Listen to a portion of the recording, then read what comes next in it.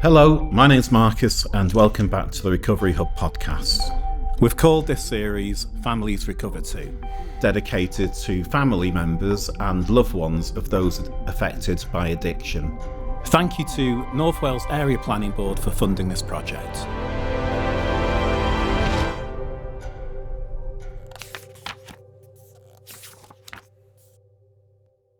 We just wanted to give family members and loved ones a platform because we just never get to hear from families and what they have to go through and how they found help and just got through it, or in some cases still going through it. Today we're speaking with Kelly and Lowri. I felt very privileged to be able to interview a mother and daughter about addiction and their own recovery and how they got through it, and they actually found a way out and came through the other side. It was very honest and very heartfelt, and I hope you'll agree it's very powerful.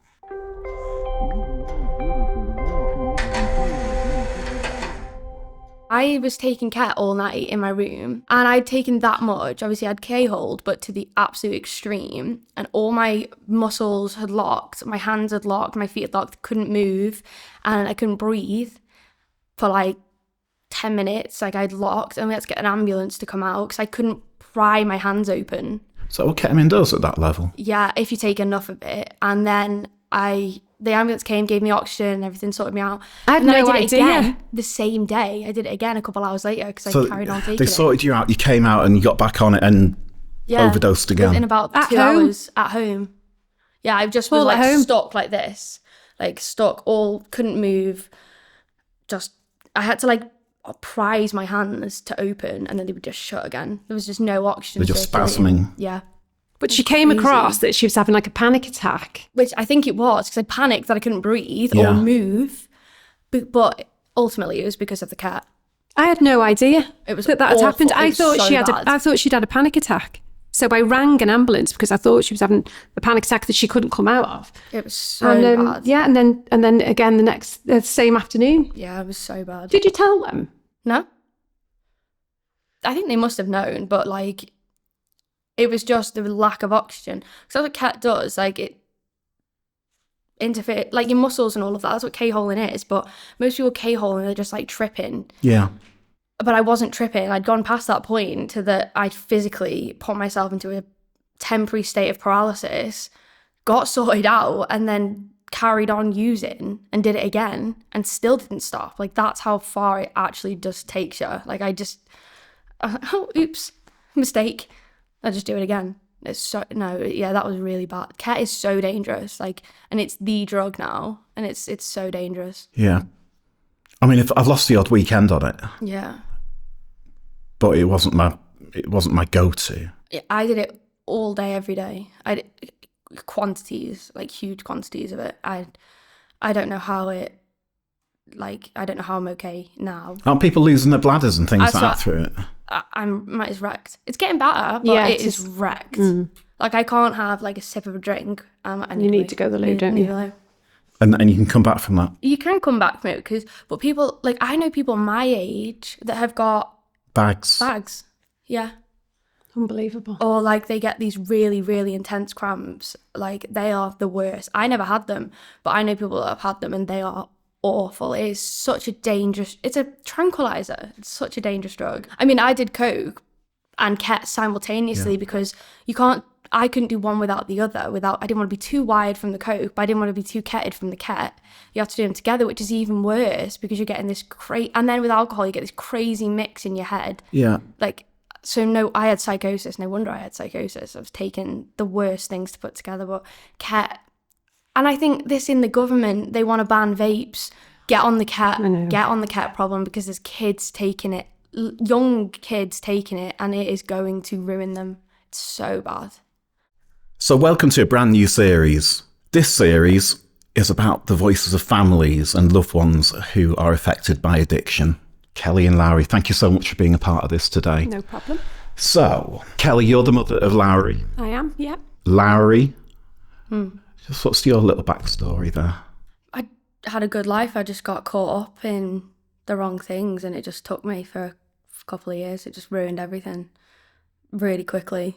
I mean, I got out of it, but not alone. And I didn't ruin just me. You know, I ruined everyone around me really, really quickly. How old are you now? I'm 22 now. Okay, and what was it you were on? Coke, ket, weed, diazepam, everything. Alcohol. And when did that start? About 17. Right. Yeah. How was that, Kelly? When did you find out?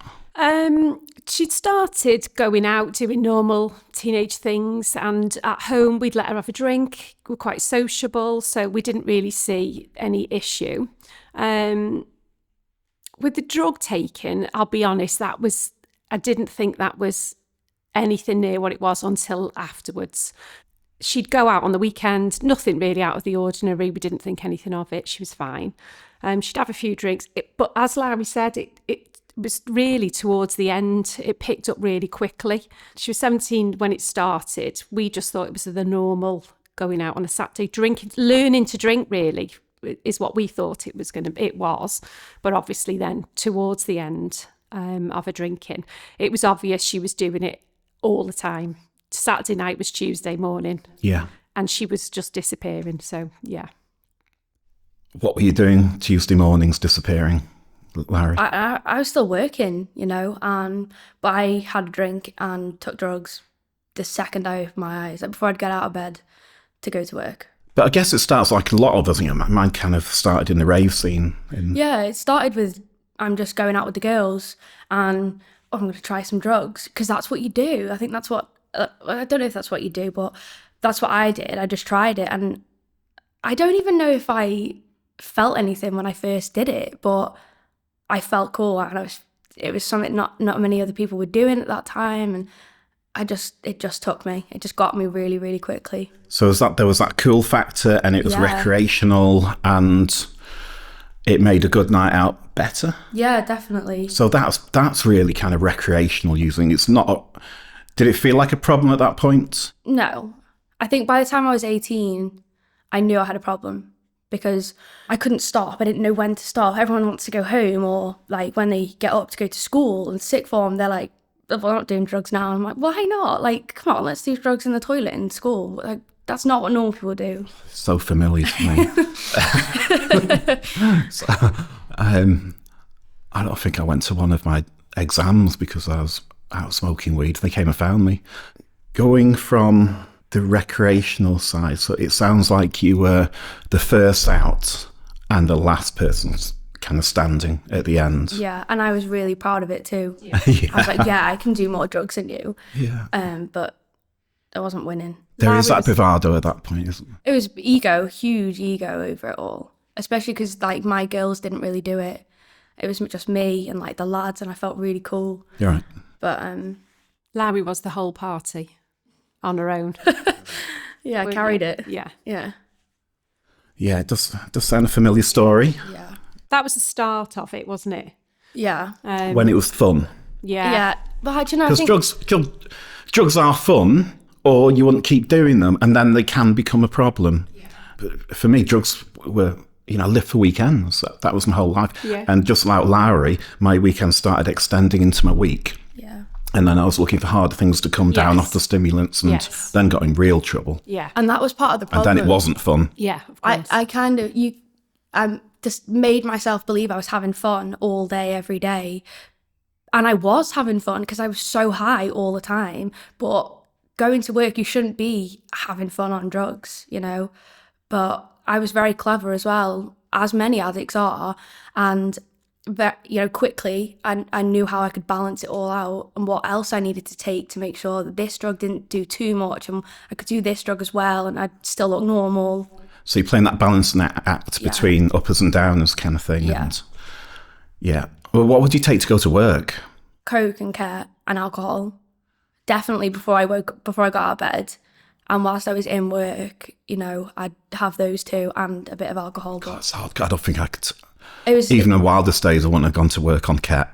I know. Most people say that, and I was absolutely fine. Like, way too much of it. And you couldn't even tell most of the time. Wow. Yeah. And were you noticing all this, Kelly?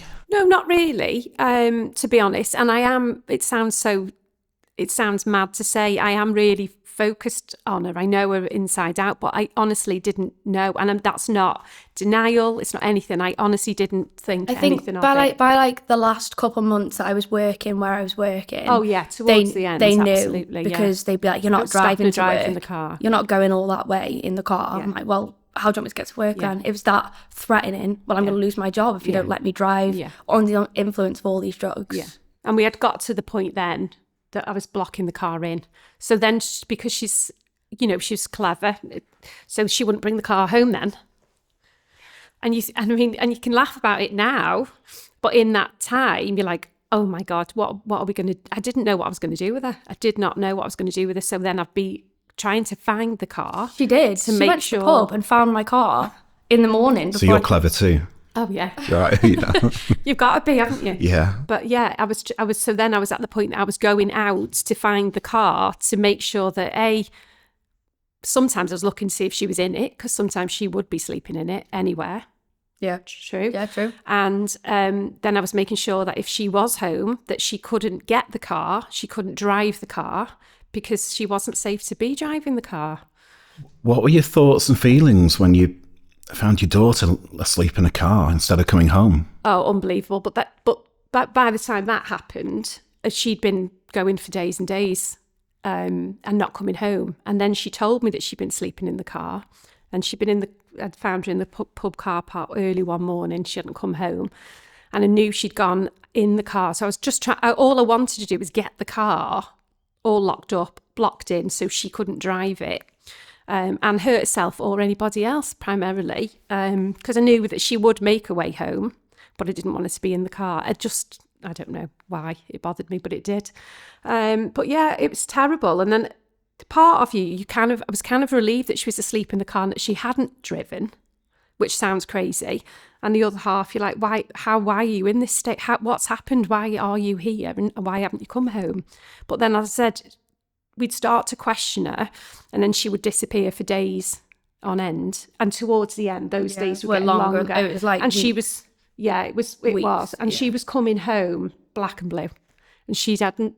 Sometimes she had no idea what had gone on, and that really scared me. Yeah.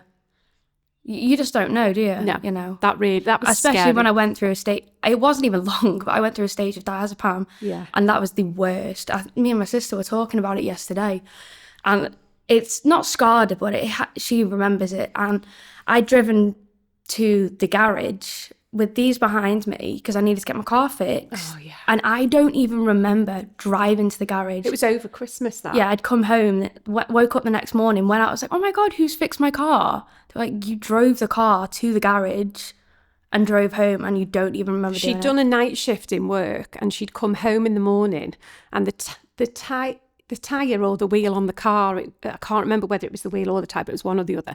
And I remember we said, we're going to have to get it fixed now because they're going to be closed for Christmas. It was that little real tight run up to Christmas. So I said, we're going to have to take the car now. So as soon as she came in from work, we'd take it and to the garage. And she drove it, and we followed her because it looked really unsafe, the wheel, to be fair. So we'd followed her, and we stopped a couple of times on the way, and we got there, we fixed it, and then she went, obviously wasn't paying for it or anything, no money for things like that.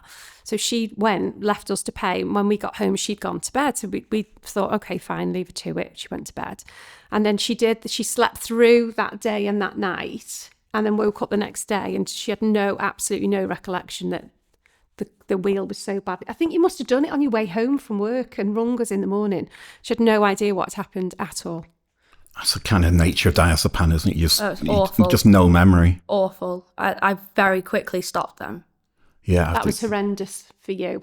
Well, we didn't know she was on diazepam until one of the times we picked her up.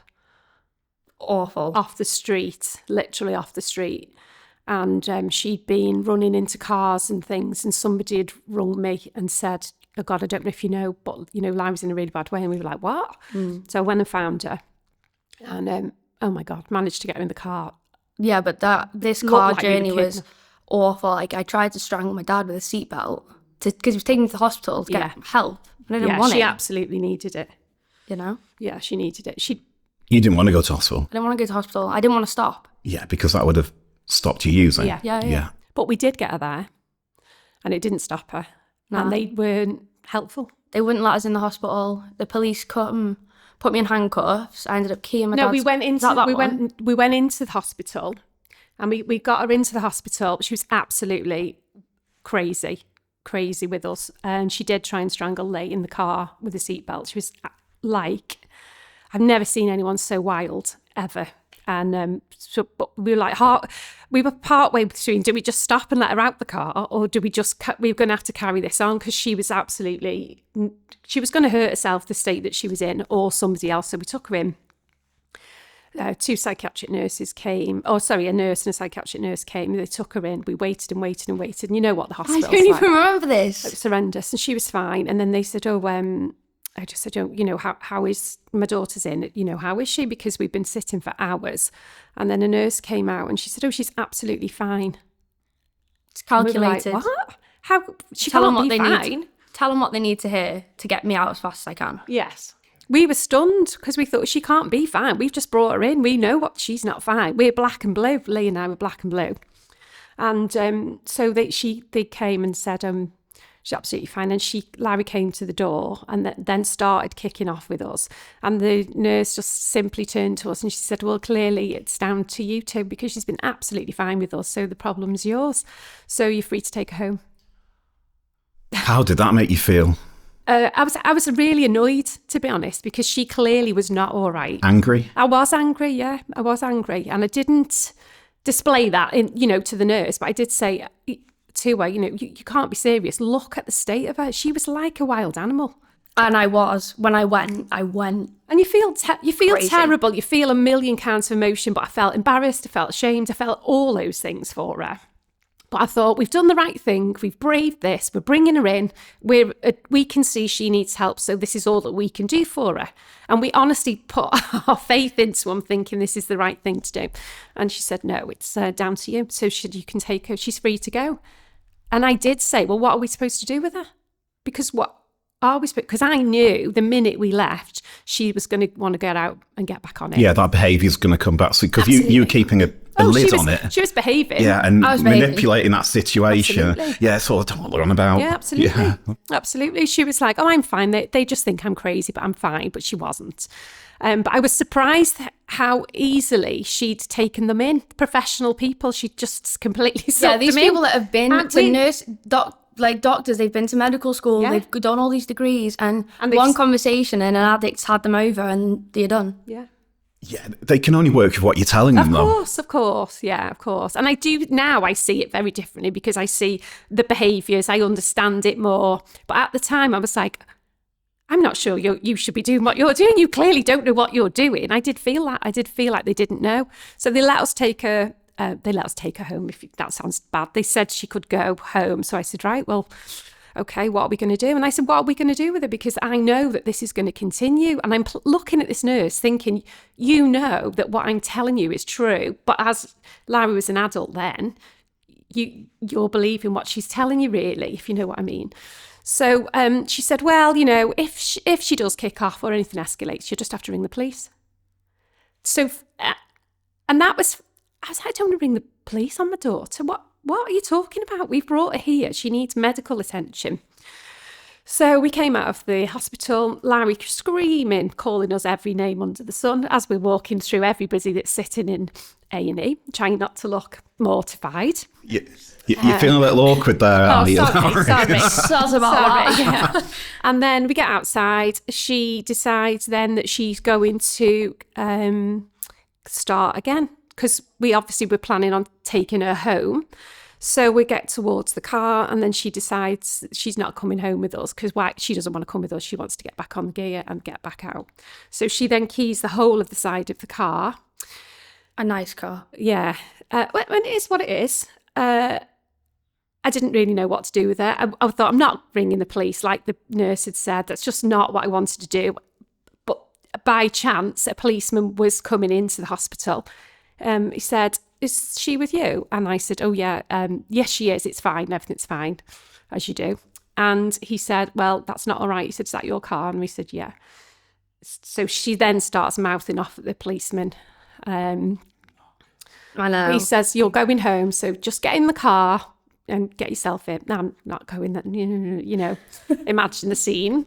And then, so they end up taking her away, which was horrible. Yeah, but they just took me to a friend's house Yes. where I carried on. Like, Yes, that was because they could see how volatile she was being with us. Yeah. So they agreed to take her to a friend's house. I was absolutely worried sick because, again, the car situation, her car is somewhere, we don't know. She's got the keys and the spare key. So I said... That's what I had to do. Take the spare key. You'd always take the spare key. Always. I think an addict needing a fix is a very, very driven person. Yeah. Beyond... And it's a force of nature, Yeah. really. It's that Yeah. desperation to Yeah. use. And all these... Because if you don't know, you know you've been through it and you know so much Yeah, now. yeah. But when you're entering into that, okay, look, all right, the car seems to be a problem, so let's take that out of the Yeah. equation, and the other things that you're Yeah, doing. But yeah. none of it's going to work. No, of course. And now I know that. At the time, I didn't know that. I was trying to keep Lowri safe and look, and I didn't want it to cause an accident or hurt anybody else. Yeah. And that was always a real worry. But at the time, I had no idea. She'd run into a burning building if whatever she needed was in there. She would have. Me too. I just, at the time. Yeah, and for me, it's alien to me because that's just not the way I'm made up. So I even though I understand now the need, I don't fully get it because it's just not my nature isn't the same. Yeah, a non-addict will never understand the lengths you'll go to get what you need. Yeah. And that's anything. You'll hurt whoever you have to, Yeah. physically or mentally, and break whatever laws you have to get what you need.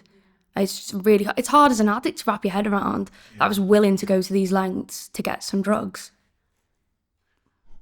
That moment when the police took Lowri away, what were you feeling then? What was going through you? Well, I couldn't believe we were in this position, quite honestly. And I just felt helpless. I felt helpless. Because with the best intention, we'd taken her to the hospital and we honestly thought that we were doing the best thing for Lowri. But all it did, ultimately, was it just further fueled her. So it was almost like she had another strength then. The fight was bigger, the fight was greater. And after that, she got worse. Her addiction really, really took off. Yeah. I felt like I didn't really know where to turn. I didn't know how to help her at all. Didn't know how to help her. So when the police took her, I was sorry for Lowri that it had come to this, but there was a hope in me that this was going to shock her. This was going to stop her. This isn't what she wants. She's not been brought up to be involved with the police and behave like this, so this is going to shock her. But it didn't. It just fueled her. Just fueled her. I was pleased to know, the police were great. I'm not running them down. They were good, really good. I was worried about the car because she had the keys. And I remember saying to the policeman, I'm really worried, she's got access to a car and I'm really worried. And he said, right, but she's not coming home with you, but we'll take her. We're not going to lock her up, but we'll take her now somewhere else. I said, okay. And to be fair, they dropped her somewhere that she wanted to go. And then she didn't stay there because they'd run out of what she wanted and she went somewhere else. And the police came to our house and said, I've got her keys. I said, I drop her off, but I've got the car keys. Lowri, have you got the police to take you to school? Yeah. And I did it more than once as well. Yeah. I had them do it a few times. Every time I'd get picked up, just drop me somewhere else and I'd go and get more. Yeah. And that boosts your ego again. Like you're I've bulletproof? I've had the police over multiple times. Yeah, you must have felt bulletproof at that Yeah, point. I honestly felt invincible. Like, I am getting away with this forever. And This I'm is like, it. Jesus, these are supposed to be, what's going on? These are helping us, but... Well, addicts are very clever, driven people. Yeah, And and I understand that now. I love that. Hindsight. yeah. Yeah. Your memory's the same, Larry? No. I fully don't remember going into the hospital. I thought I stayed in the car park, and this is the first I'm hearing that I went into the hospital. I don't remember at all. But I do know that although the police never scared me, they still don't. I really don't like them but that's my own fault. Yeah. But the diazepam scared the life out of me. And even when I got clean, I was supposed to use diazepam to detox. That did not happen because I knew for a fact, you're giving me diazepam willingly in my hometown, I'm not staying here. So that scared me enough because I saw what it did to me, and I don't remember. I briefly remember my friends being around, watching me walking down the street and calling my mum, and I got caught out. And I don't like that. I didn't take drugs. I didn't take drugs. I like to be in control, and that didn't do it for me, and I was getting caught out, so I couldn't do them anymore. I can relate to you so much. That's why I didn't drink. Yeah. I never liked being out of control, believe it or not. I had it for 25 years, but although I can't remember, memories are probably very different from reality. But when my stint on diazepam came from when I had an opiate blocker implant, and then heroin wouldn't work anymore for a while until I found a deal that cut his heroin with barbiturates, and then it felt like it worked again. My crack habit went through the roof, but the doctors gave me like stacks of diazepam to go home with, and that was just oblivion. Yeah. That, I was just chewing. Nicky, who's in he calls them blue charge sheets, because so many people wake up in police cells on on liquid alcohol. But so if you don't like being out of control, when you took it, what did it do for you? Diazepam. Yeah. Everything disappeared. It's like an out-of-body experience. Did you need an anaesthetic to life at that point? I don't know if I did. It was just a different buzz? Yeah. I was going through probably the worst time of my life. And I felt like I'd pushed my family that far. There was no coming back.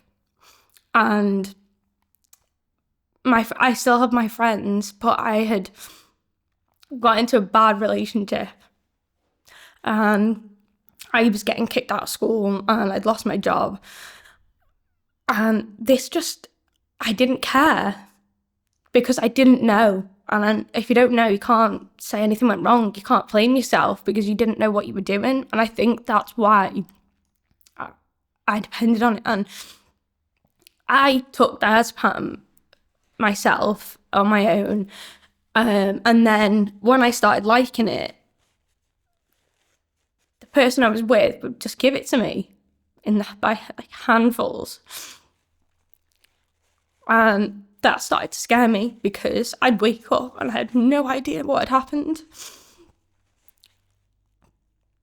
And then because I didn't know what had happened, I'd have to take more because I felt so ashamed for myself.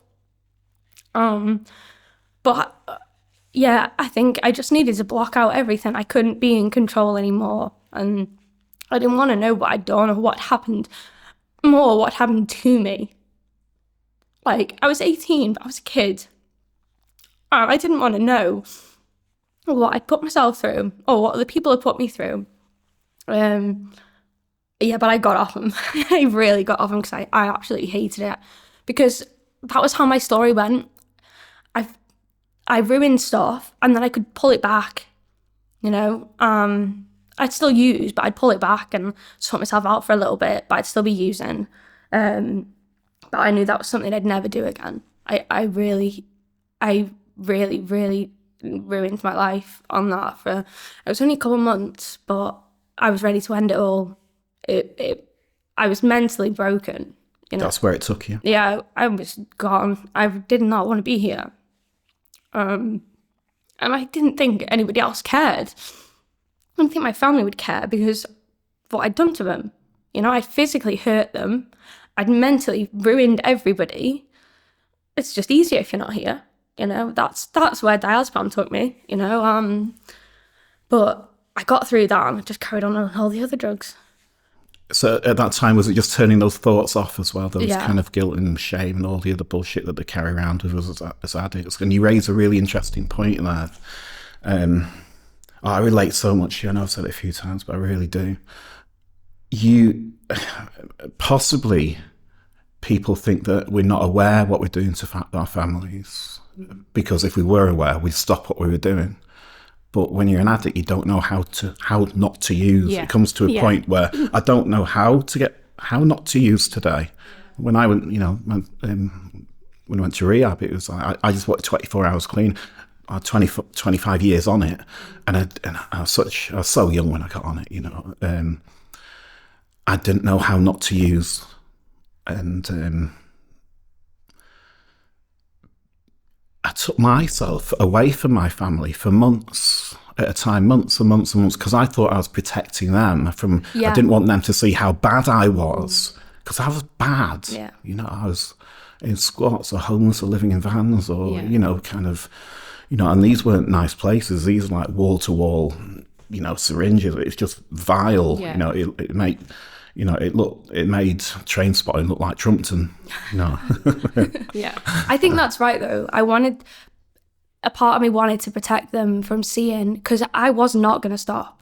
I had no intention of it. Do you feel, in hindsight now, I think my intentions were, I don't know, as honourable as they could be, right? I can't stop. I want to protect my family from seeing this. Yeah. At least if they don't see it, maybe they can't feel so bad about it. So I took myself away, which caused more anguish because then I was missing. Yeah. But also, was I protecting them or was I protecting my habits? Yeah. Yeah, that's what it was. Because I wanted them to just let me be at home with the family, but use drugs. Yeah. And I kept saying that to Let me them. get Why drunk. won't you just let me do what I want to do? Well, they're not going to go, that's fine. Do as many drugs as you want. We'll just sit and watch you absolutely destroy yourself. That's not going to happen. No. But I'm not a bad person. I wasn't a bad person. I never wanted to hurt my family, but I wanted what I wanted. And I did not care that they didn't want that. And I wasn't going to change it. I didn't know how to, and I didn't want to. At that point, I didn't want to. So all the help in the world was no good. It just taught me, from that, and it taught me what I need to say and who I need to say it to be able to get out and do what I want to do again. And that's how it went for a few years. Yeah. And you were very good at engineering situations. I was calculated, manipulative. Yeah. So if she obviously always had a plan that this wasn't what she wanted to be doing normal day-to-day life. She didn't want to do that. So if we had something coming up, a party, an engagement, something we were doing, oh no, we'd have the biggest meltdown. She would just kick off because she wasn't coming with us because she didn't want to be having a regular family life as much as she kept saying she didn't, because we weren't going to stand by and let her do all that. And so she would just engineer situations and go. And then you would get a text or a call from her saying, sometimes she would say, I'm not coming home because you've made me feel, and you've made me, and I'm not. And you were like, hang on, we haven't done anything. But she wanted the justification really to go and behave badly. I'll say badly, which sounds... I don't know. It is inappropriate. She wanted to just get away with what she wanted to get away with, and she didn't want any rules. She didn't want any regulation. The worst part for me was, as much as I pushed and pushed and pushed, they wouldn't fucking leave me alone. They made me know that they still cared, and it really did my head in. I thought, just let me go. How horrible of them. I know. How We dare are they care terrible. about me? But they did. And the other night I was going through my voicemails, and there's one from you from like 2020, and I know I'd been a menace, and you were just saying, I just want you to know, like, we're thinking of you, we hope you're safe. And I could hear a voice breaking in it. And I thought, oh my God, do you not get the message? I don't want to be there. Stop. Because I still cared about them as much as I didn't want to. Then I felt guilty, and then I'd use more. And I wanted to go home, but I couldn't because they still cared. And if they cared, they wouldn't let me do it. And it was just that cycle. Stop caring, and I can do what I want. And I come home if I can do what I want. But the more you care, the more I can't do it. So I can't come home. Yeah. Yeah. My well, you know, when I was living in squats and stuff, my mum managed to find one of them in an adjoining town about 6 miles away, and she was just driving around looking for any kind of sign of me. And one of my aunties had given me this kind of shawl thing, and I'd had it in the window as a bit of a block, and she noticed it above a washing machine shop in Crewe. And yeah, I didn't know anything about this, and she told me afterwards that she used to watch me coming out, and you know, like a little rat, really, you know, dead skinny, nothing left of me, and just very paranoid about police and all the rest of it. And she'd leave me shopping and stuff like that. And yeah, they never really gave up. And my dad always thought I'd come good. Always thought he'd come good. Yeah, He died in 2011, which was the, you know, a few years before I got properly clean. But at the time, he thought I was clean. You know, I was like, you know, kind of just doing that thing. Yeah, masking it. Well, yeah, I'd got to a situation where I'd done a very short time in what I thought was a rehab in Colwyn Bay. At the time, it wasn't. It was more of a hostel. So I had a very tiny window of clean time, but I was still using every month, but I thought that was being clean. Yeah. Which, of course, reduced. Now you know it is. Yeah, and it didn't last monthly for very long. But at the time, he'd seen enough of me around. He'd seen enough of a change to be convinced that I'd changed. Yeah. So my mum sort of thanks, you know, is so thankful as well that he thought he saw me clean. I think he'd be very proud today, but to be honest. But that hope and care and love that us as addicts can be possibly oblivious to, or even block out, because then we've got to care back. Yeah. Then we might have to change. Yeah. Did you ever give up on Lowri? No. No. Did you ever felt they gave up Lowri? The last year they didn't give up, but I'd gone to an AA meeting early in the year, well, not early, I think probably June, and they had to let me ruin myself, and then I'd need help, and they let me. I went to a few meetings, did not want to do it. I was doing it purely to show them, you know, and they let me ruin it. They would never let me harm myself, but they did. They stepped back and said, you have to be ready yourself. And thank God that they did, because I thought, how dare you leave me? Yeah.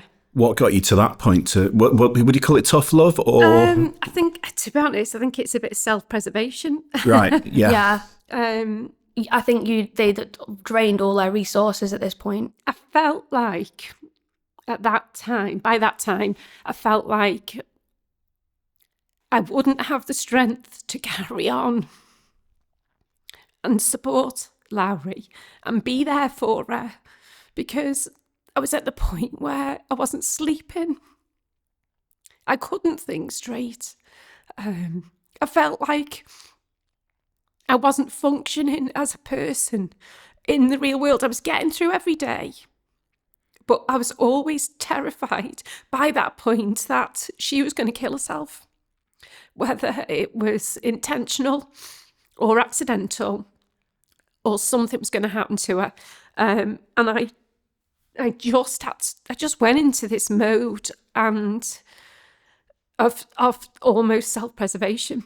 I thought, I just need to gather myself again and pick up, because at that time I knew the problem was big, and I knew that she wasn't ready to stop. And I thought, right, this is going to go on now for a long time, and I need to be here for her. But at this point in time, I need to step back, put myself and the rest of our family, my sister, to the front, back to the front, because I was trying to still keep everything right for Seven, and for Dad, and for everybody. But I thought, I'm going to it was really hard to stand back and watch her destroy herself. But I just knew I had to do it. I don't know how I knew it. I just knew. You can't imagine what you went through. I It was absolutely horrible. can't imagine It was what you went horrible. through. You know, the police knocking on the door, coming to search the house, all the rest of it. Those things now, at the time, I was so all over the place with all that. I didn't know I was going to cope. But that was now, in hindsight, that was just part of the process to actually put eyes on someone that you love and see them destroy themselves and she had no self-respect. She could see no value and no worth in herself. And that was the worst of all of it. That was the worst. Just to see her so down on herself. It was horrible. It was horrible, horrible. And I would have done anything at that point, I think. But I thought, I just need to recharge. I could just see she wasn't going to stop. And I knew we had a long battle ahead. So I just had to kind of regroup a little bit and then come back. And I'm glad that I did, because it was the best thing for her. I didn't ever not love her. I did never not want her to be at home, but I did say to her, you are welcome in our house, but your behaviours aren't, and I'm not going to have it anymore. So you are going to have a good think about what it is that you want to do. Because I still had, got 7 and still in school. I was trying to work. Dad's trying to work. Just sounds exhausting. It was exhausting, and I felt like I was losing myself. And I was all right with that because I was dealing with everything with Lowri. But then I thought I was almost making excuses not to go out, not to engage with people, because I felt like I didn't feel like I had anything good to offer to a conversation. Everything else just seemed so unimportant because Lowri was just in the forefront of my mind all of the time. So this sounds like helplessness. Yeah. You're just feeling helpless. Yeah, I did feel helpless, yeah. Were there any other coping mechanisms that you were doing, or was it just flip-flopping through it? And yeah, I was just getting through every day, really. I'd not really had any coping mechanisms, and I didn't really. I'm a talker. I've always been a talker, and I knew I'd stop. There's not enough hours in the day for my mum to fit all the words in that she's got to say. Standard joke, thank you.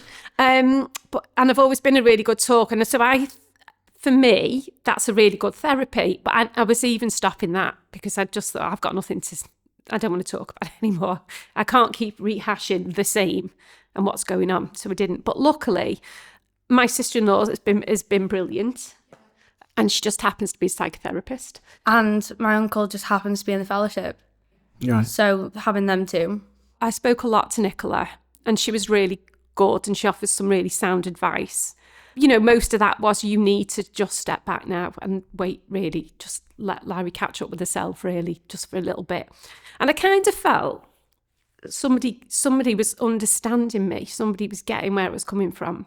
Because if someone was telling me the behaviours that Lowri was displaying to me as a mum and to us as a family, I think I might have said, "Oh my God, why are you bothering with them? Let them go and do their own thing. Don't put up with that." But of course, when it's your person, your loved one, it's very, very difficult.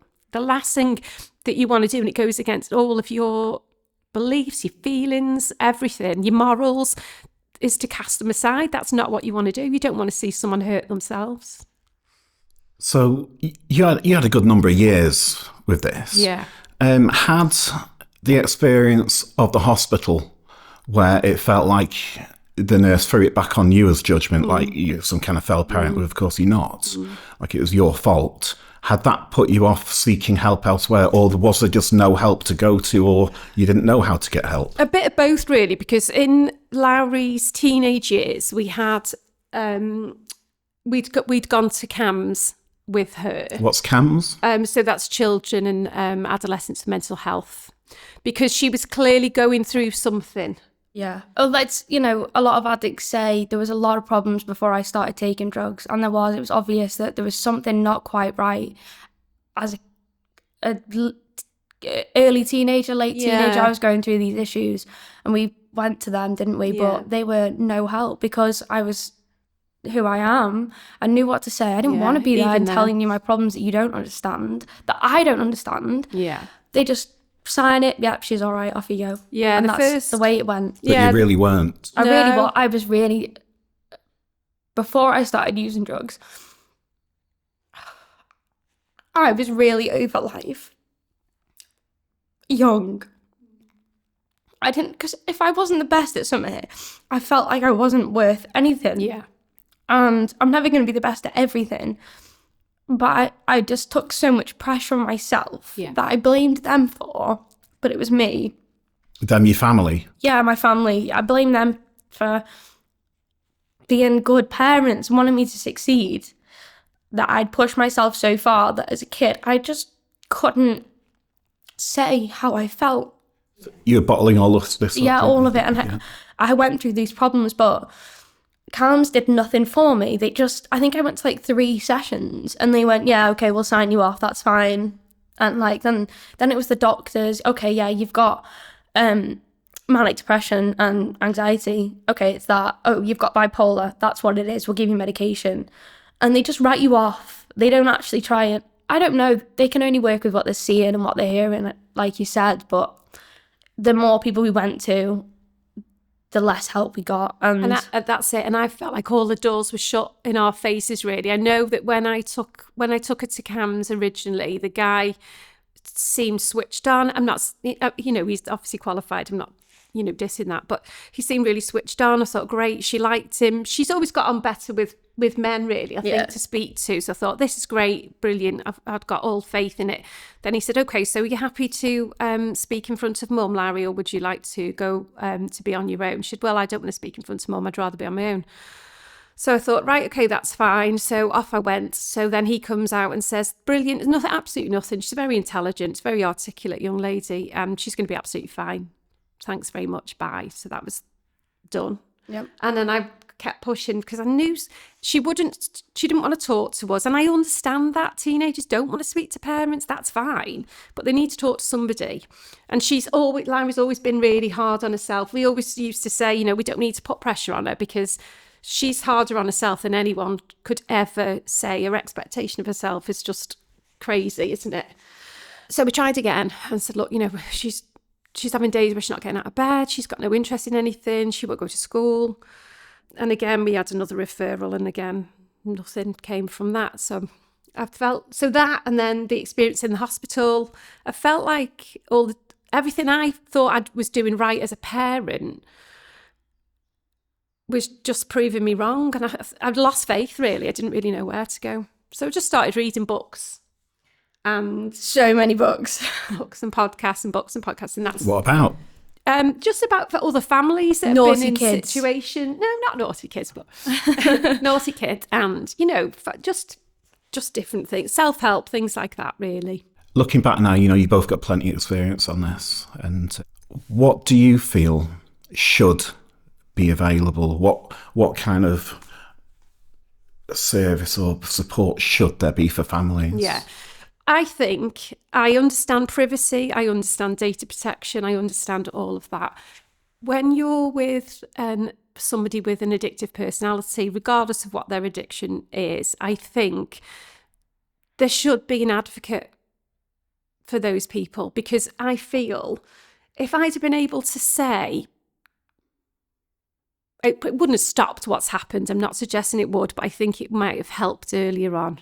If we'd have had the opportunity to say, but this is what's really happening, and I know that Larry's telling you this, but this is what's happening, and I can show you this, and I can show you that, and I can give you instances, then I think there would have been a whole other perspective.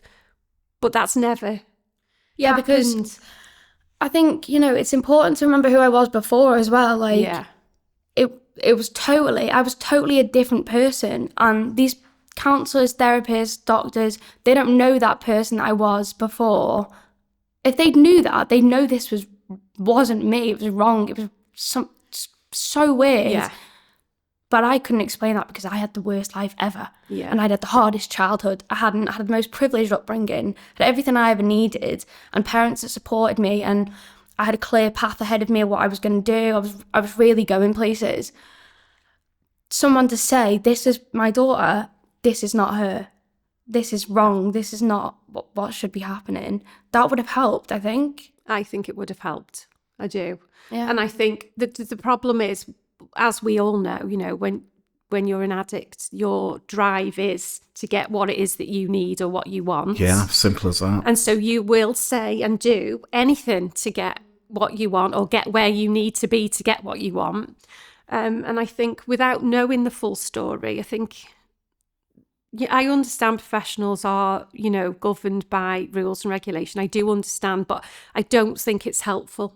I really don't, because they didn't know the person that Lowri was. They didn't see the change in her. They were just dealing with her, how she was on the day when she presented to them. So I just think, I don't know, I think some type of intervention, I don't know. I'm still not sure how much support there is for families really, even after all we've gone through. I felt the relief that came for me was when we'd had rehab lined up for Lowri, essentially, and we're waiting for her to come to that realisation that that's what she needed and wanted. So for me, the biggest support that I feel like we had was when Lowri actually went in to rehab. Do you know what? We invited dozens upon dozens of organisations to get involved in this who are working in the field. Yeah. Not one response. I can't believe Not it. one. And it's so needed. That is exactly what is needed. It was really disappointing. Yeah, I'm sure. I think it's easy to say we can... Not even an email back to say, sorry, really busy. Just nothing. No, it's a shame that. It's unbelievable. It's easy to throw money at projects and say we're behind that, but getting behind it's a different thing, isn't it? And I think there's so many elements like this. Like when I saw Lowri go into rehab, I was heartbroken and relieved at the same time. And I'm not going to lie. They knew where I was and they knew I was safe, and that's all that mattered at the time. They knew I was. It was. And I wasn't going to dare tell Jonathan I was leaving. Was I? They knew I was staying there for the long run. Yeah. I did initially. I was worried. I'd said to her, you're going to kill yourself and you can't carry on like this. That doesn't particularly mean anything to an addict. No. I knew Lowri it. said. It didn't mean anything to this addict, me. No, and Lowri because I said, knew, I thought, do you know what? I'd welcome death. I know. My life is so terrible. Yeah. I'm all right with that. Yeah. I had, about 18, become content with the idea that I was dying in drugs. Had you resolved yourself to the fact that this is all that's down for me now? Yeah, every day was a gift at the end. I got to 20 and that this is all it's down for. I'm an addict, that's it. Yeah, this is it. This is all I've got. Yeah. This is all my life's going to be. So Yeah. might as well just have a party every day. Do you know what? I think from what I see, and especially in my case, I wrote myself off before anybody else did. And I think maybe that was easier to use that way then. Yeah.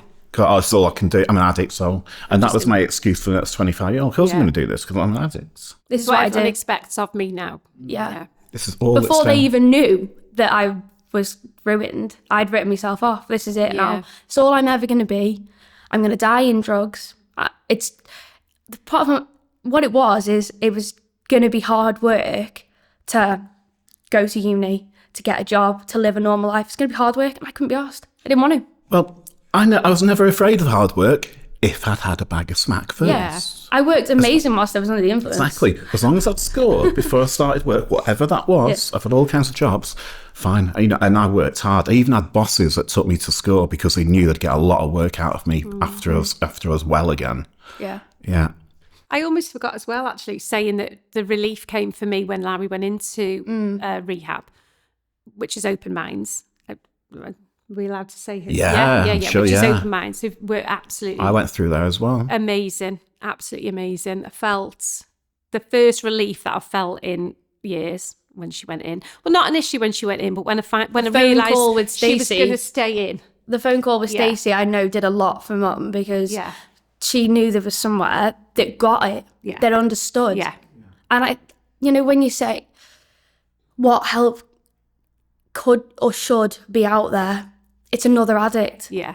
They get it, you know? And that's the only thing that's ever worked for me. They really knew. And all this talk I gave, they weren't buying it. They didn't get it. Shut up, you know what you're saying. Yeah. We know what you're saying. They weren't buying it. They knew, and they knew what Mum was going through. Because you're very used to running rings around professionals. And at this point, you're in a rehab where most of the counsellors are in recovery, if not all of them. Even the officer staff are affected by addiction, if not in recovery themselves. So at this point, it's like, oh shit, I can't blag these people. How did that feel? All them blags ran out. I was like, excuse me, do you know who you're talking to? Like, you can't tell me that. It was a huge shock and a wake-up call. And how's the ego at this point? Oh, it shattered. She had massive. She did have that you say, and you'll know who I mean when I say this, who says, do they not know who I think I am? Yeah. They don't know. And it was very it was to see Lowri. It was very humbled, very, very quick. It was like, you wake up at this time, you do this, and you do this. I thought, I don't know who you're talking to. I've got to get up at 6 a.m. She did say, fuck that, I'm not getting up at 6 I'm not getting up. I'm not cleaning my room. I'm not doing this. I'm not going to group. What did I do on the first day? Everything they told me to. To a T. And I didn't dare stray. I mean, I tried to stray, and I got put in my place very quickly, and every time. Yeah. But you'd been, I'm just going back because I'd forgotten this bit. So we've had the police, we've had the cams early on, we've done all of that side, we've been to the GP, we've done all of that. No help out there. And partly because I didn't really know what I was looking for, because I didn't realise how bad it all was, to be fair, rightly or wrongly. But as soon as I did, the drinking and the bottles and all that really bothered me because it was so physical, so evident. I didn't know what drugs she was taking. I didn't. And she never wanted to tell me, but I knew she was doing something, obviously. But finding all the bottles, the drink bottles, alcohol bottles in a bedroom. And I'd be like, okay, I'll clean them all away. I'll get rid of them. And then I didn't want to pry and I didn't want to nose, but I had to because I had to kind of know what was going on. And then I was thinking the next day, did I imagine that I took these bottles out yesterday or did I not? How'd you restart? Honestly, I just kept thinking, honestly, I thought I was going crazy and I was like, no, these are definitely, and I was like 6 or 7 bottles and I was like, oh my, and I don't mean beer bottles, I mean vodka, wine, gin, whatever. She just... Oblivion. Yeah, so completely. That was bizarre, but we had an experience where you got taken into headvan. Oh God, yeah. So what is headvan? Psychiatric unit. Yeah, in the hospital. So she got taken in by the police because I had tried to jump off a bridge. You what? Sorry. Tried to jump off a bridge in front of a train. She did want to kill herself at that point. So that was obviously difficult. We had a phone call to say the police had been called. I was on the bridge. She'd been gone for days at this point. And so we'd had this phone call to say she was on the bridge. So I was like, oh my God. So I was working at the time and I could not get there. So Lee was there, my husband. So he said, I'll go. So he went straight away and had Seren at home. Didn't really want her to know what was going on at this point. So Lee went for Lowri, had a call off a friend to say the police have got her, they're putting her in the car. But just drive past. They said to my dad, just drive past. Don't stop.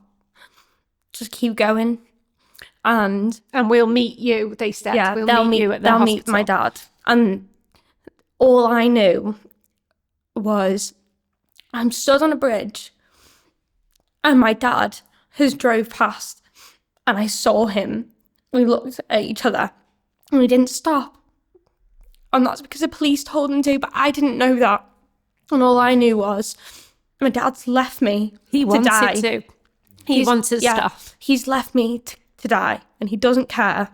And they never told me that he wanted to stop. They never said anything. They just let me believe my dad was okay with what was going on. And he wasn't. He wasn't. It was about 8 months before I found out that he wanted to stop. But they left me to believe and nobody cared. And nobody wanted to know. So that fueled you, didn't it? That was awful because that I went 10 times worse. What are your feelings feeling that? What's going for you? I I thought, why didn't I jump sooner? Like abandonment? Yeah, I really, really felt so alone. Why didn't you jump sooner, you said? Yeah, well, clearly my dad doesn't care. That's what I thought. But that's not true. And I didn't know that for so long. And I hated him. And I hated my mum. And I hated them for leaving me. But that wasn't the case. And they never told me that. And when I found out, I was so angry that I held this against him. I mean, the police never told you? The police never told me what had happened, the truth. Yeah, that sounds like an error. And that could have killed me. That really could have killed me because I held on to it for so long, hated them, didn't want to go home, didn't want to see them. I didn't want to know. I held so much resentment. Yeah. And it wasn't even their fault. The police thought that a good idea would be to leave. I was 19, I think. Yeah. A 19-year-old girl to believe her parents were okay with it being dead. I mean, that's a really big mistake because after I got out, I went skyrocketed. My addiction went so bad because I thought, well, that's it. Now I'm done. Nobody cares, so I might as well just go all out. And it was awful. So not true. Lee was absolutely devastated. Yeah. Dad was devastated. I know at this point they're trying to preserve life, but they could have just said, listen, we've told your dad to move on. All I wanted was for my mum and my dad to hug me and say, you'll be okay. It's going to be okay. And we were desperate. And they wanted Lee was desperate to see it get out. But they wouldn't. And they said, just drive on, because she was agitated. Just drive on and we'll meet you. And he was devastated. Yeah, that was really, really tough. You know. So then she got taken into Headvan then, which is the psych part of the hospital, and they kept her in overnight. And I rang the next day and said, my daughter was brought in yesterday.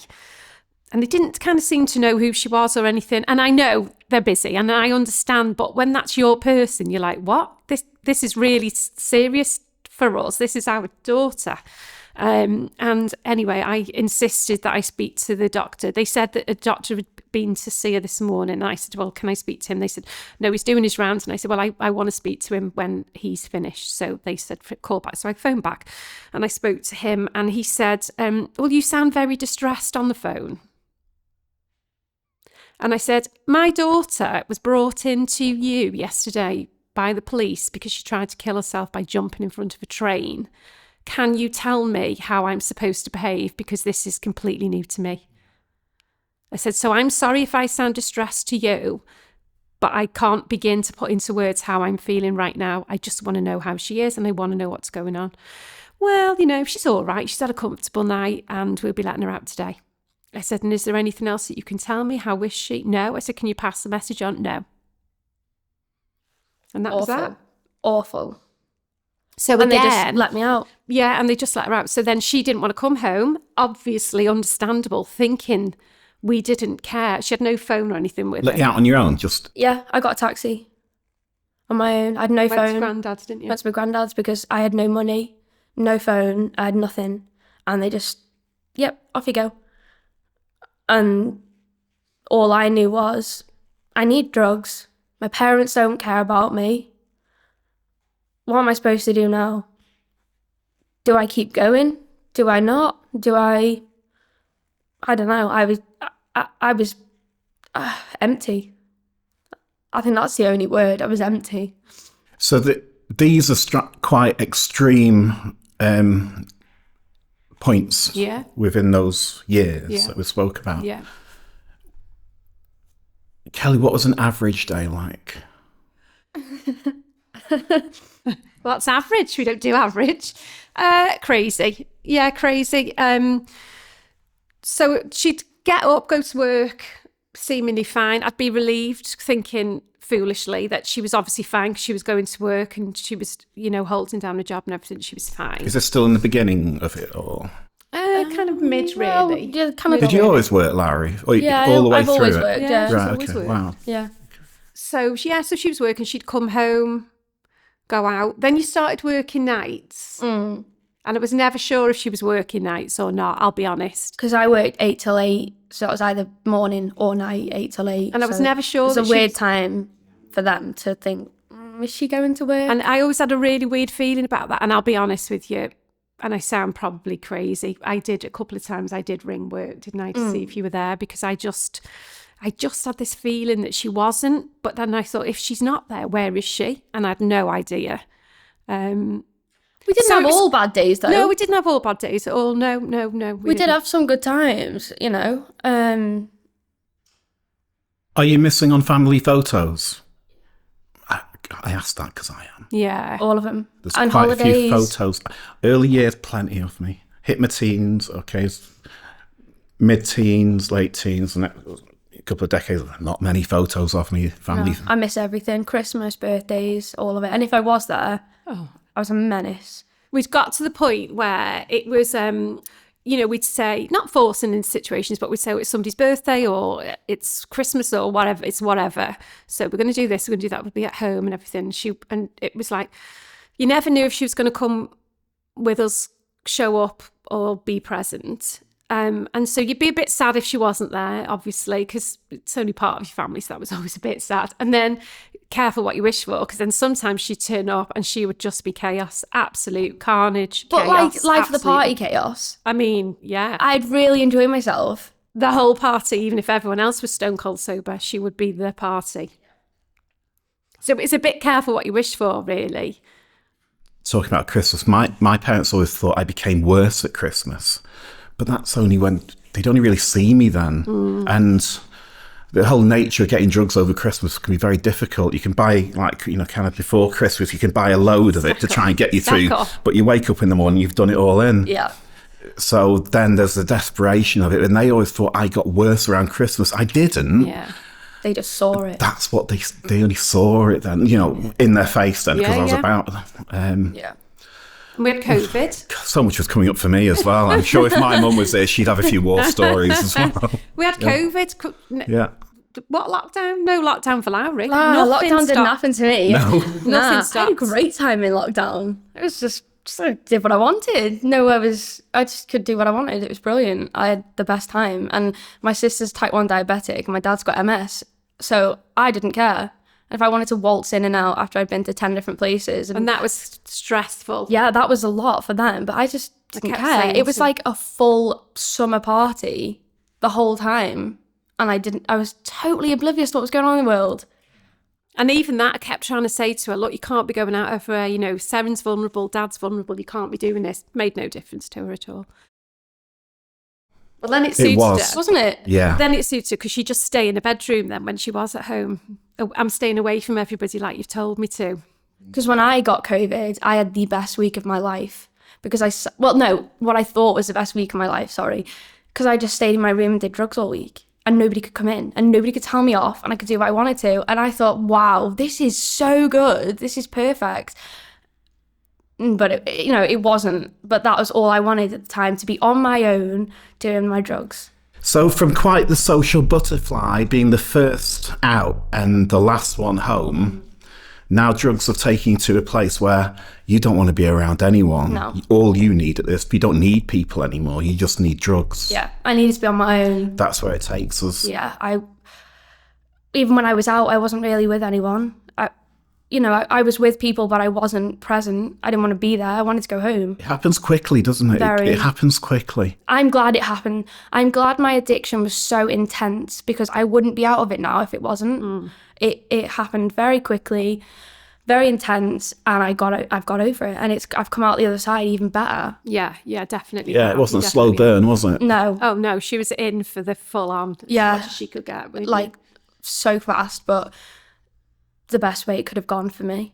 I just feel like you're helpless as a parent or a loved one, not necessarily a parent, a family member, whatever. You're helpless and you do not know where to turn, and there isn't anything there for you. I honestly felt like I didn't know where to turn, what to do for the best. How was Lowri as a young kid? Was she a loner? Was she... She's headstrong. She's always been Can you headstrong. believe that? She's headstrong. She's always been popular. She's always been really sporty. Why is that? Did you need to be popular? To be honest, I in school, I definitely faced a few challenges because everyone hated me but loved me at the same time. And like with the girls, there was always something, oh, you've slept with this person, you've kissed this person, Yeah, nonsense. you've kissed my boyfriend. One, I'm gay. So I didn't. They just hated me because I was good at a lot of things. I fitted in, I was clever, but I was popular, but I didn't feel it. I always felt out of place. I needed it though. You felt different. Very different. And I was different. And You I still are, am. but this is what I say, but you are different because guess what? Everybody's different. Yeah. And like the kid, I'm not saying kids, it sounds so patronising. I think generally that's really difficult to come to terms with. We don't get that until we're older, but we need to know it when we're teens. This is a... We need to know we're different. I've interviewed a lot of people, and I normally ask, how was school for you? How did you feel? Yeah. I felt different. Everyone seemed, and that needing to fit in, because as a kid, you just need to fit in so people don't pick on you, that acceptance, I needed to fit in between from primary school until year 11. And then in the end of year 11, before I went to sixth form, I came out, started doing drugs. I didn't care for fitting in. I liked to be original, and I stood out from the crowd, and nobody would say anything and nobody would mess with me, and I absolutely loved that. I didn't want to fit in at this point. But you were feeling cool. I was. So isn't that fitting in? Yeah. Isn't that part of acceptance? I think it probably is, yeah. But I didn't want to be a conventional, not standard. I hate basic. I can't do basic. I don't want to fit in with anybody now. I didn't then either, but I did still want people to respect me. So I guess I was trying to fit in my own way, but I never did because I was different. When you were little, she was always happy to be, I'll say not the life and soul of the party, but definitely in the party. And then she became a little bit more self-aware, probably about 5 or 6-ish. And she enjoyed everybody else's good time rather than it being on her own. So I mean, like parties and things, she didn't like a birthday party. Hated my birthday. Yeah, didn't like a birthday party. All of a sudden, like 5, 6, wanted then to go to everyone else's party, but not have your own, really. Not being the centre of attention. Yeah, that changed. She was about 5 or 6 when that happened. So then instead of a birthday party, we'd have a Halloween party. So the focus was different. So she was still having a party and her friends were there, but this is your birthday party, your day intense had gone. We'd stopped that. My birthday was a bit after, so it just fitted in. Yeah. And my best friend's birthday was the day before. Yeah. So my birthday, so we'd have a party together, which made things easier. For me, and that's as a kid. I just didn't like it. I don't know why. Just very self-aware. But you've always been very happy for everyone else's. Yeah, I love everyone else's. Do all addicts feel like this? I think we're all the same. I'm relating a lot. We're all the same, aren't we? Yeah, I'm relating a lot to Funny, this. isn't it? Yeah. Yeah. I mean, Were you shy? Yeah, I would say so, yeah. Loner? Yes. I don't know. I was always... You can be a loner yeah. without... You can be in the party and still feel alone. Yeah, you don't, that was me. Yeah. Whoever I was friends with, I felt alone. And now I'm more than happy on my own. Yeah, funny. Now I'm comfortable with myself. I'm really happy. I can crave it as well. I can crave... God, that's what made me on. Oh my God. I get in the other day, I'm like, Mum, I couldn't live with anyone. she talks so much. I'm like, right, less words now. Just it's your stop fault now, talking. Kelly. My fault. I need alone time. Yeah. But it's okay. It's healthy, I think. Have me time. Have me time. Yeah, I got to look after myself now, But now I do want to be around my family. Yeah. It's more than anything. That's all. I love to do it. Certain people you like being around. There are. Okay, because there are people that when they walk into a room, you go, oh God. Oh my God. And then there are people that walk into the room, oh, nice one. Yeah. Most people. Yeah. I don't even try and hide that I don't like people because I don't have to anymore. I don't care if I get on with you or not. As long as we're civil, that's fine. I got 2, maybe 3 really good friends. And I've got my family. That's all you need. That's all I need. As long as I've got my family and 1 or 2 good friends, I'm more than happy. Yeah. I'm civil with everybody. I don't need them though.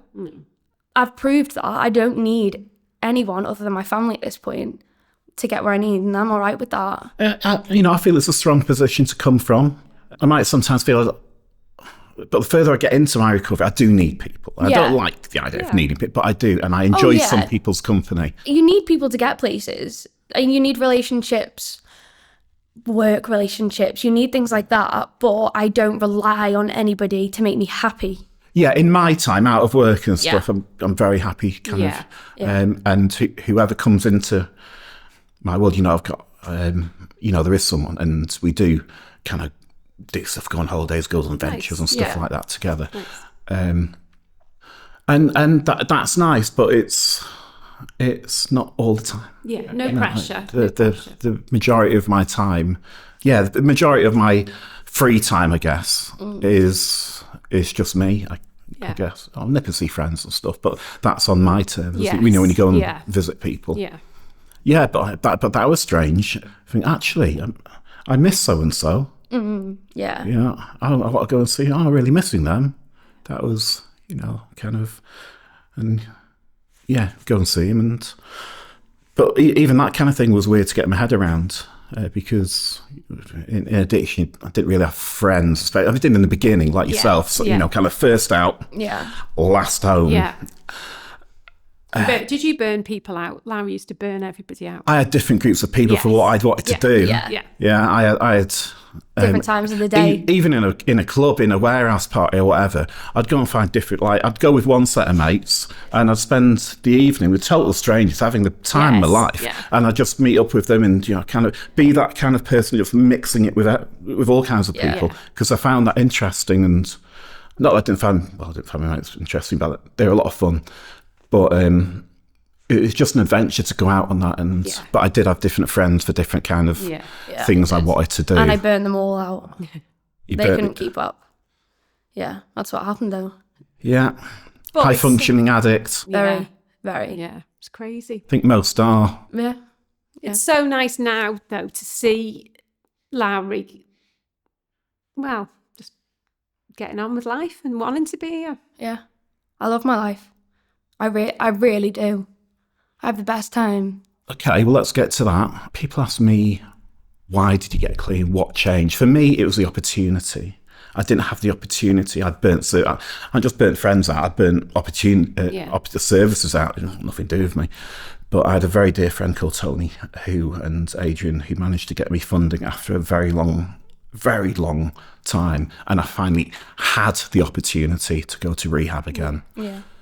That was why I didn't do it before, I suppose. I was ready for quite a while. I was overdosing for a long time. What was your had you had enough in the end, Lowri? Yeah. Had you had enough, Kelly? Yeah.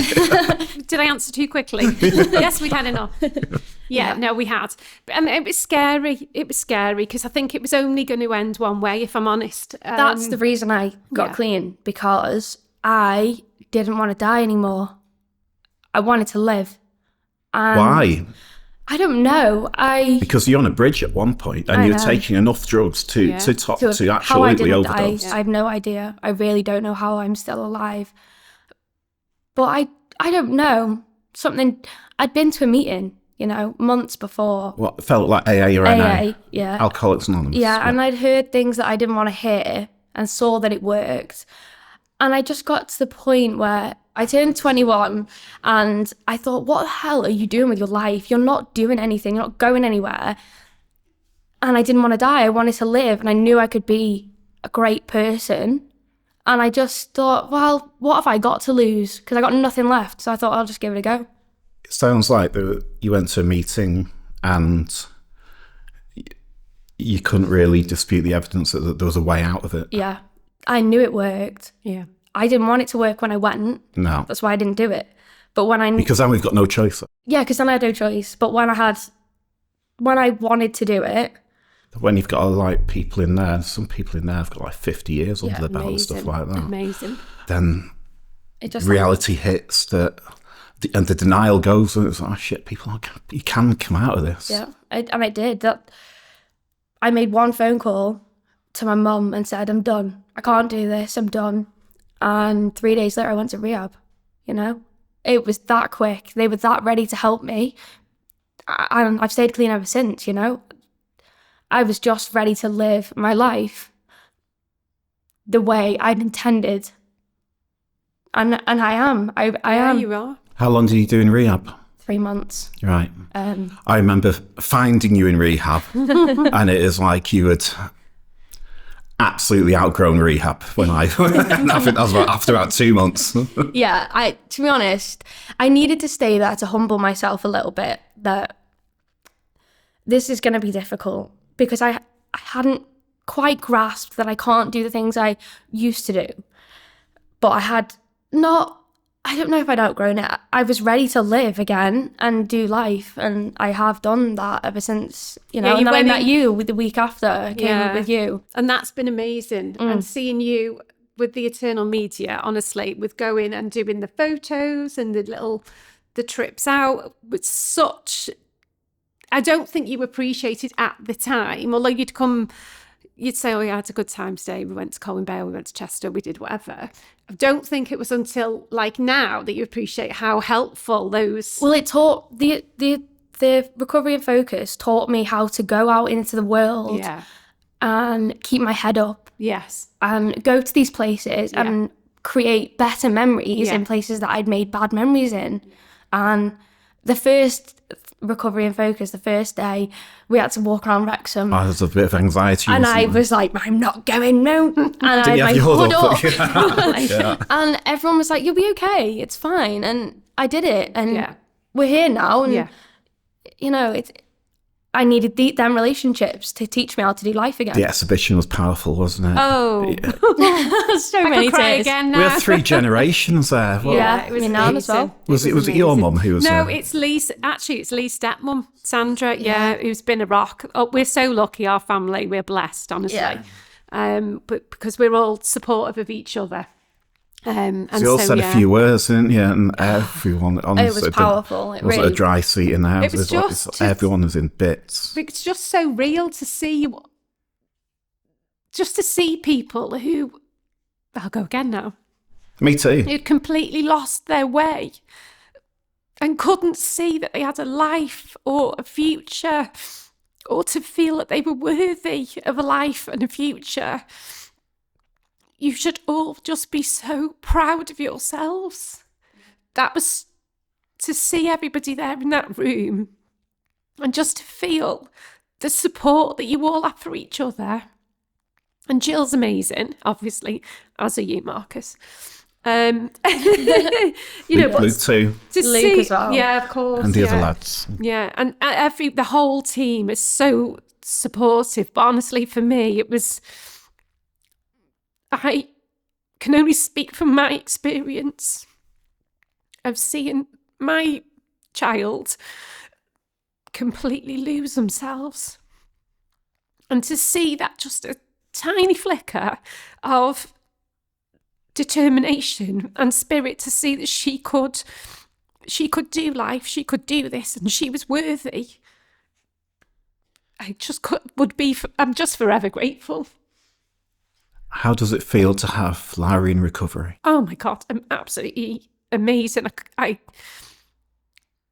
a delight to be around. She you are a actually delight. I'm so thankful, I'm so grateful, and I'm so appreciative of all of the people and the agencies that have supported. That's AA, NA, Eternal Media, the RIF programme, obviously, Open Minds. I cannot thank everybody enough, and mostly Lowri, because of all the hard work and the determination that she's put in. I'm beyond proud. And I never thought I was going to say those words of her a while ago. Was there a time that you were holding your breath? Oh, yeah. Yeah. Have you stopped, or are you still? No, I've stopped. My parents years not to... You're just waiting for me to mess up again. No, when she first went into Open Minds, I was worried. I thought, if she goes to leave, they can't physically stop her from leaving, and I appreciate that.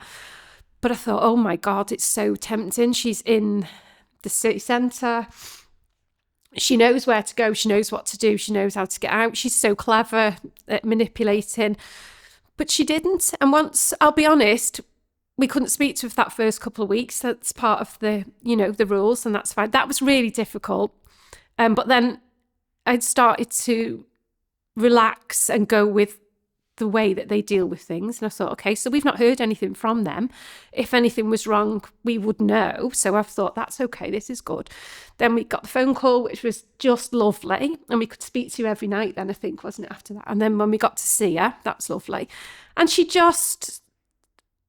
almost the first time that I saw her, I could see the change in her, and I could see the determination in her. So yeah, then I started to just relax every day. And now I don't not think about it, but I don't worry, because all those times she'd say, I'm popping to the shop, and she'd be gone for 4 days.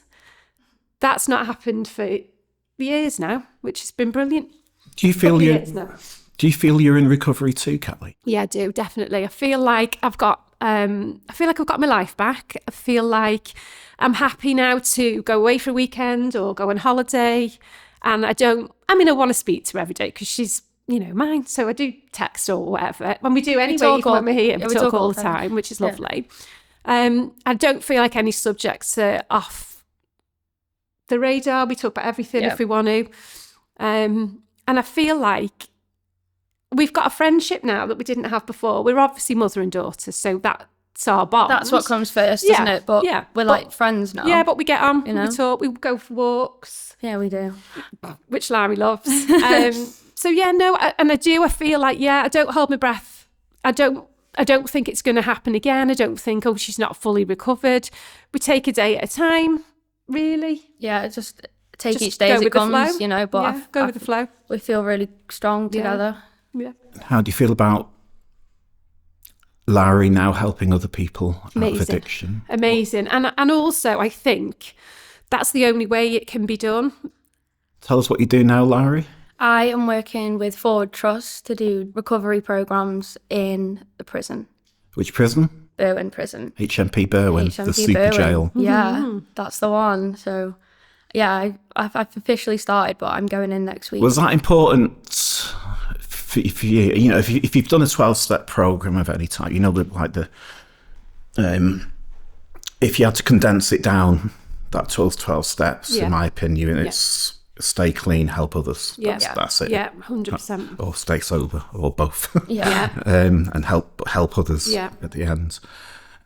Were you drawn to helping people to recover?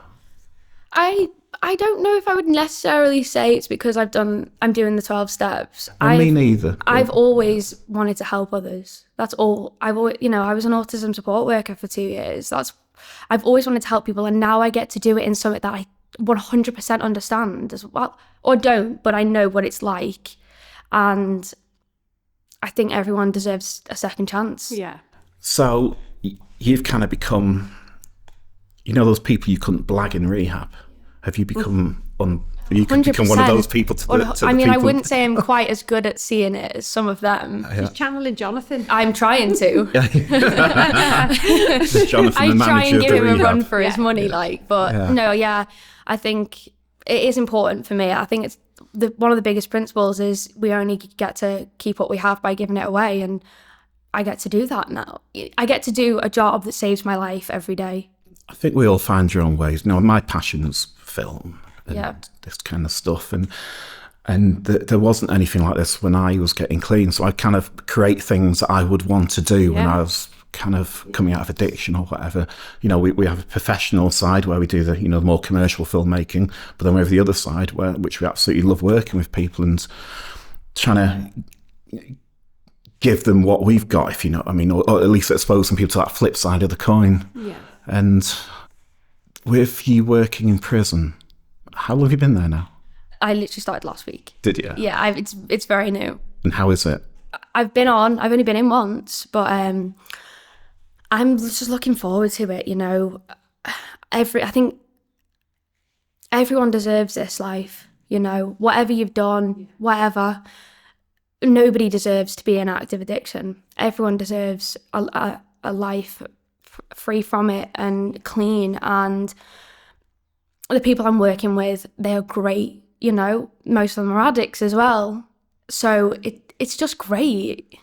I've just realised that we're probably going to have you on again in the prison, because our next podcasting series is how to recover in prison. Oh, wow. Yeah. So we'll be on the recovery. Yeah, we'll be doing more with you, me haunting you. Yeah. Okay. That was fantastic. For me, it's just brought up so much for me, and it's really taken me back to those very early years of my addiction and the fun times, the party times, which wasn't fun for very long, really. I got to jail sentence very quickly. But over that time, it's I can relate to so much that's been spoken about to here. I can relate to so much that has been spoken about here today. Have you got any final thoughts, Lowri? Anyone can do it. You know, you just got to go to the right places and be willing to do it. I think that's the most important thing, is everyone deserves a chance to do it, and they should give themselves that chance. And is there anything that you feel I should have asked you? I don't think so, no. I think today was more about my mum being able to tell her story, because I get to tell my story every day. For sure, but you've not told it with My between mum. your mum, have No. you? I don't have to hide anything now. It's incredible. You know, there's things she doesn't need to know, and that's okay. I'm respecting that as mother-daughter. Yeah, you take that to the grave. Yeah, But I'm not ashamed of You don't anything. know about me? I'm sure there is. But I'm really happy we've done it. Yeah, me too. Kelly, do you have any final thoughts or anything you feel I should have asked you about? No, I think... Oh, just one thing. Yeah. Did you ever get involved with Al-Anon? Well, I reached out to them, but there didn't seem to be much help at the time. Is that because it was drugs and alcohol? Yeah, Yeah. Okay. yeah. Same with my mum. And yeah, that's so just nothing, drink, isn't it? nothing, yeah. Okay. Bizarre. I think, no, I think we've covered everything. And I'm just, as I said, I'm, so grateful for all the support that we have had, which has been invaluable. And to see Lowri, to have Lowri back, and to see her living a life that she deserves, it's lovely. It's lovely. She's in touch with the feelings, emotions. It's all real, which is really lovely. Just... One last question. Yeah, of course. What would you say to any family members or loved ones of addicts or alcoholics who are going through what you're going through? What would you say to them? I mean, it's a tough road. It's really hard, but your person is still in there. And I just say to anyone, if you can, please just hold on to it. Do as much as you can. Reach out to like NA, AA, Open Minds, even just for advice for yourself as a family. But I just say stick with it. It will come good. It can come good, but you do have to take the space and kind of look after yourself as well in that. Don't get lost in the madness. So families recover too? Yeah, 100%. Yeah, definitely. And I think you have to. I think if you can't keep drawing back to what's happened in the past. You've got to move forward. And I know some situations are really tough to put behind you, but you've got to. You've got to. Do you know what I wanted to finish it, but now I've got another question. Forgiveness. Mm-hmm. Is forgiveness involved in this, or Totally. Are there things to forgive, or is it just understandable because they're an addict? My mum said like she forgave me decades ago. Of course, yeah, straight away. I think if you don't forgive, you can't move on, and I think that's a destructive place to be in for anybody. Because none of it was personal, No, wasn't it? no. I say all the time, good people do bad things, bad people do good things. We're all here, and we all deserve our own place and our own chance. I think don't look down on anyone. Just try and help people. Very nice work. Really good. You happy with that? Yeah, very. I think it's brilliant. I'm sorry it was a bit emotional. I've never interviewed two family members before that I can think of, and it's been really powerful. Really powerful for me as well. It's just real, isn't it? And Yeah. that's the thing. It's real. People are real. We're not. No one's perfect, are they? I'm not an addict, but I'm not perfect. I've experienced helplessness recently, and it's a horrible place to be. Just not being able to help the person you love. It's horrible. And just feel inadequate, and when because I'm so used to being in control, and I cannot control the situation. It's out of my hands, and it's like that is such a tough place to be. But you did it for years, and my family did it for years, and because they loved you.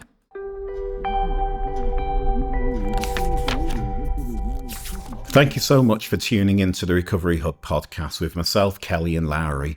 Next episode, we'll be interviewing Nicky. Nicky went through addiction himself for decades, and he's been in recovery. I think he's about 12 years in now. And Nicky has a son in addiction. He has other family members in addiction also. But Nicky's son is who we'll be talking about next episode. So do give it a listen. It does end up being a really inspirational interview from Nikki.